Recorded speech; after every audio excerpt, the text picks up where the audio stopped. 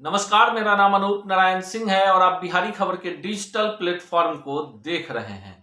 बिहार में 2024 के लोकसभा चुनावों की आहट के साथ ही राजनीतिक सरगर्मियां बढ़ गई है। बिहार के मुख्यमंत्री नीतीश कुमार संयुक्त विपक्ष की तरफ से वर्ष 2024 में प्रधानमंत्री पद का चेहरा बनना चाहते हैं और इसमें राजद ने उन्हें या उनके नाम को आगे बढ़ाया है। इन दिनों नीतीश कुमार पूरे देश के दौरे पर हैं और उधर बिहार में उनके ही गठबंधन में शामिल हम सेकुलर, जिसके नेता जीतन राम मांझी हैं, के पुत्र और हम सेकुलर के राष्ट्रीय अध्यक्ष संतोष सुमन ने पटना में एक नया ही शिगुफा छोड़ दिया है। संतोष सुमन ने कहा है कि उनकी पार्टी महागठबंधन में रहते हुए कम से कम 8 सीटों पर लोकसभा का चुनाव लड़ना चाहती है। उन्होंने कहा कि पहली बार कोई बिहारी देश का प्रधानमंत्री बने, ये खुशी की बात है। अगर नीतीश कुमार इस जिम्मेवारी को निभाने के लिए आगे आते हैं, ऐसी स्थिति में हम सेकुलर बड़ी से बड़ी कुर्बानी देने को तैयार रहेगी। मौजूदा मंत्रिमंडल में पिछड़ा और अति पिछड़ा विभाग की जिम्मेवारी संभाल रहे संतोष सुमन जीतन राम मांझी के पुत्र हैं और बिहार विधान परिषद के सदस्य हैं। विधानसभा में हम सेकुलर की स्थिति काफी मजबूत है और इनके जो विधायक हैं वो पिछली बार की जो नीतीश कुमार और भाजपा की सरकार थी उसमें निर्णायक भूमिका में थे और इसी के वजीफे के रूप में संतोष सुमन को मंत्री बनाया गया था। जैसे जैसे लोकसभा चुनाव की आहट नजदीक आते जा रही है, वैसे वैसे महागठबंधन के दलों के सुर भी बदलते जा रहे हैं और सब अपने अपने भागीदारी की चर्चा कर रहे हैं। अब यह देखना दीगर होगा कि आने वाले वक्त में महागठबंधन का जो गठबंधन है कितना मजबूत रह पाता है। कुमार भी विपक्षी एकता को मजबूत करने के लिए घूम रहे हैं। वहीं अगर बात बिहार की जाए तो बिहार में महागठबंधन में 7 दल हैं और सभी तैयारी कर रहे हैं। हमारे साथ हिंदुस्तान अवामी मोर्चा के अध्यक्ष संतोष सुमन है, उनसे बात करते हैं। किस तरह की तैयारी है आप लोगों की? देखिए, हम लोग ग्राउंड स्तर पर काम कर रहे हैं। हमारी पार्टी गरीबों के लिए काम करती है, उनकी आवाज़ बनने की कोशिश करती है।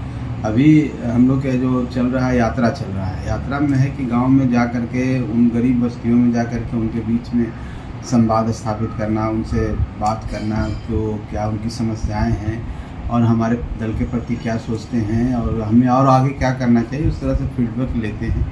और हम लोग का जो जिस हिसाब से गरीबों का उत्साह हमारे पार्टी के प्रति है, कहीं ना कहीं हम लोग को ऊर्जा देती है, प्रेरणा देती है। इस ऊर्जा से ऊर्जान्वित होकर हम लोग और आगे काम कर रहे हैं। और पूरे बिहार में हमारा यही है कि हम घर घर जाकर, गाँव-गाँव जा कर के, पहाड़ की तलहटियों में जा कर के, जहाँ गरीब आदिवासी रहते हैं, जहाँ और एससी के लोग रहते हैं, चाहे और भी पिछड़े लोग जो भी गरीब हैं, उनसे संवाद स्थापित करना है, उनके अंदर एक विश्वास पैदा करना है ताकि वो हमारे साथ जुड़े। उनके जुड़ने से हमारे पार्टी के संगठन का विस्तार होगा, हमारी मजबूती बढ़ेगी, हमारे कार्यकर्ताओं का निर्माण होगा। तो जब अच्छे लोग और बड़े जब जनता जुड़ेगी, निश्चित तौर पार्टी भी का आकार बड़ा होगा।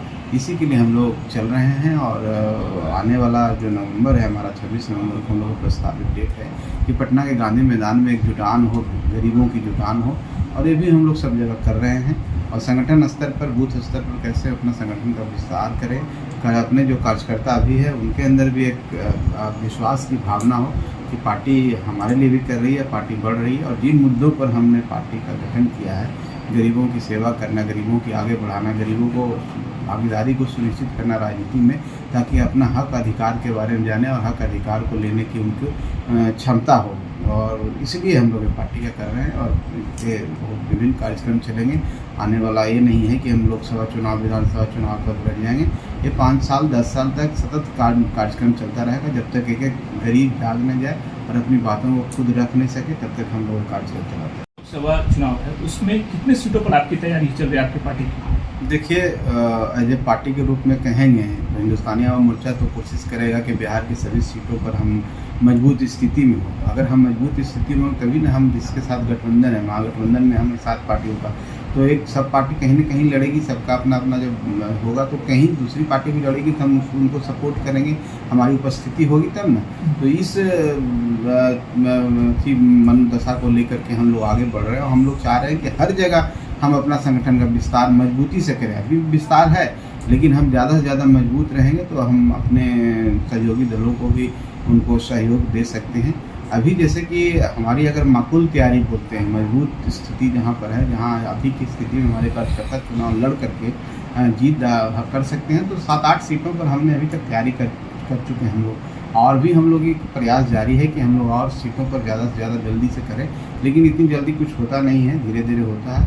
और हम लोग की इच्छा है कि हम लोग का जो हमारे कार्यकर्ता जो मेहनत कर रहे हैं और जितने सीटों पर और जिस हिसाब से मेहनत कर रहे हैं, तो हम जिस सहयोगी दल में हैं, महागठबंधन में हैं, तो हमारा भी शेयर जिनको कहते हैं, हमको उस हिसाब से रिप्रेजेंटेशन मिलना चाहिए, ताकि हमारे कार्यकर्ताओं में उत्साह बना रहे और ये उत्साह ही हमारे लिए संजीवनी का काम करे। 7 से 8 सीट पे आपकी तैयारी है, लेकिन जो आपके कार्यकर्ता भी कहते होंगे कि हाँ, जो जब सीट शेयरिंग होगा तो उस वक्त हमें नंबर ऑफ सीट्स जो है वो कितना होगा आप लोग का आपके लिए? देखिए, हम लोग का कार्यकर्ता और पार्टी का भी विश्वास है कि कम से कम 4 से 5 सीटों पर हम लोग को लड़ना चाहिए।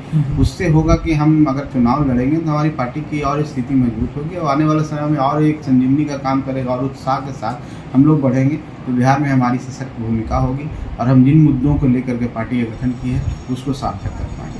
तो 5 सीट का डिमांड भी करना पड़ेगा आपको? निश्चित तौर पर जब हम लोग की बात होगी तो हम लोग पुरजोर तरीके से मजबूती से बात को रखेंगे कि हम लोग को कौन कौन सी सीट चाहिए, हमारे कौन सी सीट पर हम मजबूत हैं, कौन सीट पर हमारे कौन से कार्यकर्ता हैं और किस तरह से हम आपको दूसरी सीटों पर फायदा पहुँचा दें। ये सब बातें तो होती ही है और ये सब बात होगी जब हम लोग की बैठक होगी और समय आने दीजिए, आने वाला समय में सब बातों की चर्चा होगी, आपको भी खबर होगी कौन सीट हम लोग को मिलेगी। लेकिन 40 सीट बंटवारा होगा, लगता है कि आपको 5 सीट मिलेगा? देखिए, इसकी चिंता नहीं करना है, 40 सीट है और 7 पार्टी है, ये तो सत्य है। लेकिन हम लोग जब बैठेंगे तो निश्चित तौर पर हम लोग सब मिल करके, ऐसा नहीं है कि कोई लड़ाई होने जा रहा है या कोई किसी को परेशानी है, सबके सहयोग से और सबके विचार से ही ये बातें निकलेगी। और सबको पता है कि हिंदुस्तानी आवाम मोर्चा सेकुलर भी अपना आकार बढ़ाया है, उसका भी रिप्रेजेंटेशन मिलना चाहिए। हम तो अपने अधिकार को मांगेंगे और इसके लिए कोई लड़ाई हो किसी बात के लिए कि हम किसी तोड़ करके आगे जाएं, ऐसी कोई संभावना नहीं है। और हमारी पूरी कोशिश है कि अध्यक्ष होने के नाते कि हम अपने कार्यकर्ताओं का सम्मान करें और उनका जो हित माने जो उनकी इच्छा है, महत्वाकांक्षा है और लोगों की सेवा करने के प्रति उनके अंदर जो एक तरह से आकांक्षा है, उसको पूरा करने के लिए हम लोग कम से कम 5 सीट पर हमारी मांग रहेगी कि हम 5 सीट पर चुनाव लड़ेंगे। लेकिन महागठबंधन का कहना होगा कि संतोष जी आप सिर्फ 1-2 सीट पर ही संतोष कर लीजिए, तो उस वक्त संतोष जी क्या करेंगे? देखिए, हम समझते हैं कि सभी दल के लोग और जो खास करके राष्ट्रीय जनता दल हैं, चाहे जनता दल यूनाइटेड हैं, हम लोग आदरणीय नीतीश कुमार जी के साथ हैं, तो सब लोग समझते हैं, हमारी उपयोगिता को समझते हैं और उनके पास हम नहीं समझते हैं किस तरह की बातें आएगी। हमको सम्मानजनक हम लोग का जो श्रेय है वो मिलेगा और उससे उसी सम्मानजनक के साथ हम लोग मिल करके बिहार को जीत करने के लिए 40 से 40 सीटों पर कैसे जीत हो, इसके लिए हम लोग काम करेंगे। और हम आशा करते हैं कि आने वाला जो चुनाव है लोकसभा का, उसमें 40 सीट जीत करके हमारी जो व्यक्तिगत राय है कि बिहार का ही कोई बेटा और चाहे हमारे आदरणीय नेता श्री नीतीश कुमार जी बिहार के तरफ से इस देश को प्रतिनिधित्व करें, ये हम लोग के लिए गौरव की बात है। अगर ऐसी कोई बात आती है तो हम लोग कुछ सीटों को कुर्बानी देने के लिए तैयार हैं। कुर्बानी देने के लिए तैयार?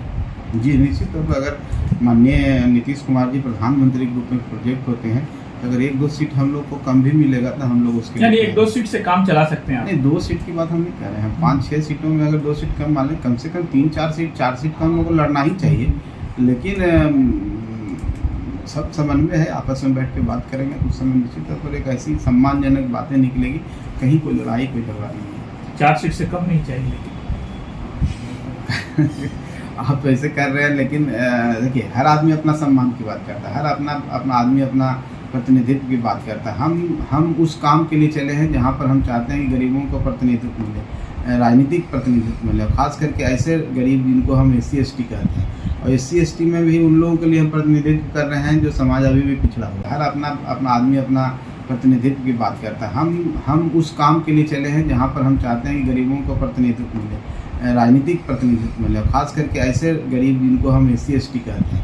और SC/ST में भी उन लोगों के लिए हम प्रतिनिधित्व कर रहे हैं जो समाज अभी भी पिछड़ा हुआ है। अगर 38 विधानसभा रिजर्व कैटेगरी में आता है, 6 लोकसभा रिजर्व कैटेगरी में, तो आप देख लीजिए कि कौन से लोग प्रतिनिधित्व कर रहे हैं। तो हम तो चाहेंगे ना, हमको जितना सीट मिलेगा तो हम उस तबके को प्रतिनिधित्व लेने की कोशिश कर रहे हैं जिनको आज तक प्रतिनिधित्व नहीं मिला है। तो मेरा मांग तो बहुत स्ट्रांगली रहेगा ही लेकिन मांग के मतलब ये नहीं जो आप लोग निकलवाना चाह रहे हैं कि हम कुछ कर लेंगे, ऐसी कोई बात नहीं है। लेकिन हम जानते हैं, हमको विश्वास है कि हमारा जो ताकत है, हमारी जो क्षमता है, हमारा जो संगठन का विस्तार जिस तरह से कर रहे हैं, जिस तरह से मेहनत कर रहे हैं, गरीबों की जो अपील हमारे साथ है, कम मिलते थे नहीं ऐसी बात नहीं है। देखिए, पार्टी का कोई भी गठबंधन होता है तो उसूलों पर होता है, कुछ उद्देश्य के लिए होता है। जब उसूल और उद्देश्य सब सम्मान है तो आप को कुछ समझौता करना पड़ता है। वो नाराज़ नहीं होते, अपनी बातों को बेबाकी से रखने के लिए जाने जाते हैं। और जीतन मांझी एक ऐसे नेता हैं बिहार में जो अपनी बातों को रख देते हैं। कोई लाग लपेट जिसको कहते हैं बिहारी टर्म में, वो नहीं है। चाहे वो नहीं देखते हैं कि उस स्टेटमेंट से हमको राजनीतिक रूप से क्षति हो सकती है, क्या हो सकती है, लेकिन जनता के बीच में कनेक्ट करते हैं और जनता के जो मुद्दे हैं उसको रखते हैं और बेबाकी से रखते हैं। इसलिए कभी कभी अपनी नाराजगी प्रकट करते हैं तो वो तो खुलेआम प्रकट करते हैं। और उनके ऐसे दिल में कुछ नहीं, उनको भी पूरे महागठबंधन के साथ हैं और वो सम्मान करते हैं। आदरणीय नीतीश कुमार जी को बहुत सी सम्मान करते हैं और एक दूसरे से लोगों का बहुत अच्छा समन्वय भी है, हम देखते हैं। तो हम समझते हैं सब कोई बातें नहीं है, बीच में इधर उधर कुछ बातें आती है, स्टेटमेंट पर लोग गलत मतलब निकाल देते हैं, लेकिन उसको नहीं निकालते। धन्यवाद। तो ये थे Santosh Suman. Mahavidya global school, education for new generation, जहां मिले आपके बच्चे को शिक्षा भी, संस्कार भी। Co-curricular activities, yoga, e-library, play school, indoor games, sports, smart classroom, cricket academy और excellent academies का perfect मेल। Registration open। Mahavidya global school, NH 139 near AIMS, Phulwari Sharif, Patna.